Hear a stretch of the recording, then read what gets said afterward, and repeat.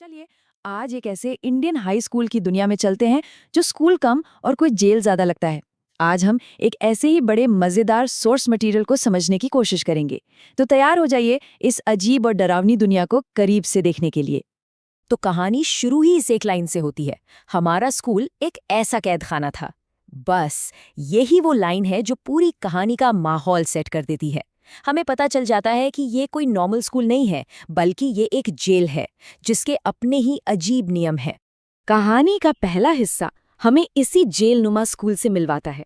और देखिए, मजे की बात यह है कि पेरेंट्स खुद अपने बच्चों को इस कैद खाने में भेजते थे और उम्मीद क्या करते थे कि उनके बच्चे बड़े होकर कामयाब दिहाड़ी मजदूर बनेंगे। सोचिए जरा। तो ठीक है, स्कूल एक जेल जैसा है, मान लिया। पर इस जेल तक पहुंचा कैसे जाता था? अरे, वो तो अपने आप में एक अलग ही सजा थी। चलिए अब उस सफर की बात करते हैं।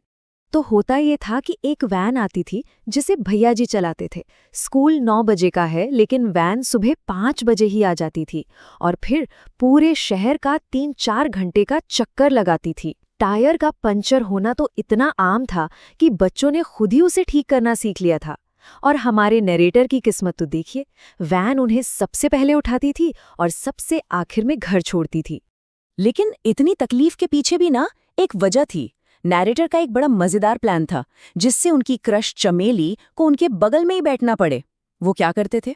सबसे पहले खाली वैन में चढ़ते, बगल की सीट पर अपना बैग रखते और गहरी नींद में सोने का नाटक करने लगते। अब जब चमेली आती तो कोई और सीट खाली ही नहीं होती थी। और जब ये प्लान काम कर जाता था तो बस वही सुबह का सबसे बेस्ट पार्ट होता था। ये लाइन उस पल की खूबसूरती को दिखाती है जब नैरेटर अपनी क्रश के बगल में बैठकर उस खुशबू को महसूस करते थे। लेकिन ये जो रोमांटिक ख्वाब था ना, ये ज्यादा देर टिकता नहीं था, क्योंकि जैसे ही वो आंख खोलकर बाहर देखते थे, हकीकत कुछ और ही होती थी। ये लाइन उस खूबसूरत पल और सफर की असलियत के बीच का जबरदस्त कॉन्ट्रास्ट दिखाती है। अब ये सीन सोचकर देखिए, सड़क के बीचों बीच 2 गाड़ियों की रेस हो रही है, एक वैन वाले भैया जी और एक ऑटो रिक्शा वाला। बच्चों की सुरक्षा की किसी को कोई फिक्र नहीं। हालत इतनी बुरी थी कि ऑटो से बच्चे गिर रहे थे और ड्राइवर को पता तक नहीं चल रहा था। चलिए अब स्कूल के अंदर चलते हैं और मिलते हैं वहां के अधिकारियों से, या यूं कहें जेल के वार्डन से, क्योंकि कहानी में उन्हें टीचर कम और वार्डन ज्यादा दिखाया गया है। और इन सब में सबसे ऊपर सबसे खतरनाक हेडमिस्ट्रेस, जिनका एक ही नाम था, डॉन। अब जरा डॉन के बारे में सुनिए। मतलब क्या कैरेक्टर था। बताया गया है कि उनकी हाइट वक्त के साथ छोटी होती जा रही है। वो खड़ी होकर कार चलाती हैं ताकि सड़क दिखे, और स्कूल की छत पर एक स्नाइपर की तरह बैठ के बच्चों पे नजर रखती हैं। ये सब बातें उन्हें एक बहुत ही डरावना पर मजेदार कैरेक्टर बनाती हैं। इस कैरेक्टर की क्रूरता का अंदाजा आप इसी बात से लगा सकते हैं। जब उनसे पूछा गया कि जुआ खेलते पकड़े गए मरे हुए बच्चों की लाशों का क्या करना है, तो उनका जवाब था, ये तो आपको पता ही है। मतलब कितना नॉर्मल था उनके लिए सब। फिर एक और किरदार था पीई टीचर भूषण, एक ऐसा आदमी जिसके बारे में किसी को कुछ नहीं पता था। उनकी सैलरी कितनी है, वो करते क्या हैं, सब एक राज था। बस उन पर बच्चों की स्मगलिंग करने का शक था। अच्छा, हर जगह का, हर सोसाइटी का अपना एक सिस्टम होता है ना?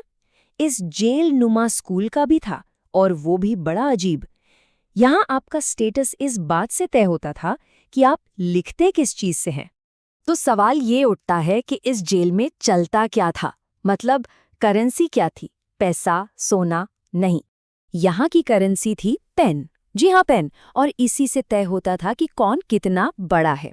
सबसे नीचे थे वो लोग जो 3 रुपए वाले यूज एंड थ्रो पेन इस्तेमाल करते थे। फिर आते थे मिडिल क्लास वाले, जिनके पास होता था 5 रुपए वाला जिफी जेल पेन।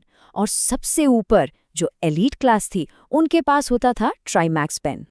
देखिए, ट्राईमैक्स सिर्फ एक पेन नहीं था, वो एक एहसास था, एक सपना था। उस स्कूल के हर बच्चे का सपना था कि एक दिन उसके पास भी एक ट्राईमैक्स पेन हो। यही कामयाबी की सबसे बड़ी निशानी थी।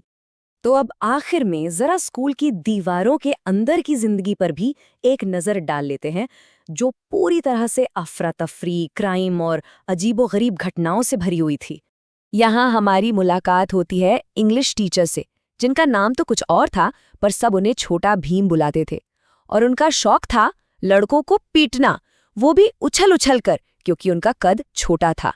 और स्कूल का वॉशरूम, अरे बाप रे, वो तो एक अलग ही दुनिया थी।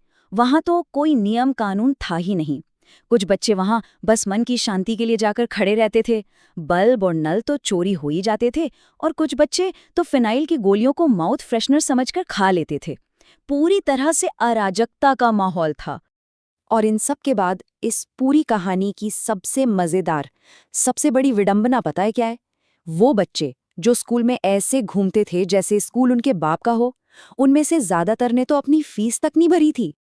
तो आखिर में ये सवाल तो बनता है कि एक ऐसी जगह जो स्कूल के नाम पर एक जेल है, जहां पेन से हैसियत तय हो रही हो और जहां टीचर वार्डन जैसे हों, वहां असल में एजुकेशन का मतलब क्या रह जाता है?